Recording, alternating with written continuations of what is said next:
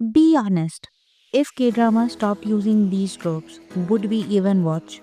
We complain about them, we joke about them, but somehow they are the reason we keep pressing the next episode button. So, hello guys, welcome back to my channel, yet another episode.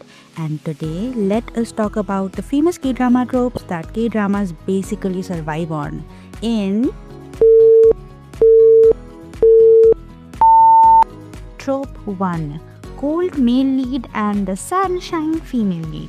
This trope has its own fandom. I mean, he doesn't smile, he barely talks, but she smiles enough for the both of them. She's overly chirpy and somehow she melts his frozen heart. We know it's predictable, but it works every single time. Trope 2, childhood connection.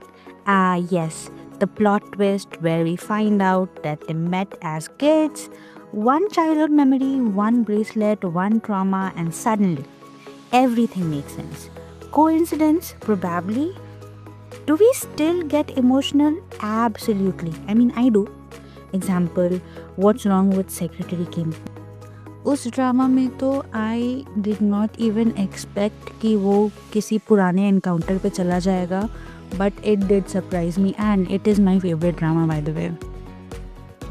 Trope 3, accidental cohabitation. Two people, one house, and zero boundaries. Yes, I mean it, zero boundaries. Whether it's a contract, a misunderstanding, or bad luck, living together always leads to feelings. पता नहीं कैसे hero और heroine पे ऐसा कौन सा आपदा विपदा आ जाएगा कि उन लोग को ये स्टेप उठाना पड़ता है. टिपिकली ऐसे ड्रामाज में female lead is always the one having problems. Like वो या तो गरीब होगी या फिर अपने हालाबोजी का आखिरी इच्छा पूरा कर रही होगी, या तो उसके पीछे लोन शार्क्स पड़ गए होंगे, उसको कैसे भी पैसा लाना है. एंड द मेल लीड, वो कभी भी ऐसे पीछे नहीं हट सकता है महान बनने में. सो यस, फिर वो लोग साथ रहेंगे, एक्सीडेंटल टचेस होगा और स्टीमी मोमेंट्स होगा, you know, because nothing builds romance like brushing your teeth together at 7 AM. Am I right? Trope 4, love triangle, also known as second lead syndrome. Yes, let's talk about pain. The second lead is kind, supportive, perfect, and still loses. We cry, we protest, and then we move on emotionally scarred. I actually should have saved this trope for my next part, the tropes I hate. I mean, if I could, I would have slapped some senses into the female lead. I mean, how can any sappy and cute haircut guy get forgiveness from you if he treats you like trash? Take boys over flowers and playful kiss for example, and never to forget. कैसे भूल सकते हैं हम लोग सबसे ज़्यादा बड़ा वाला रेड फ्लैग ड्रामा.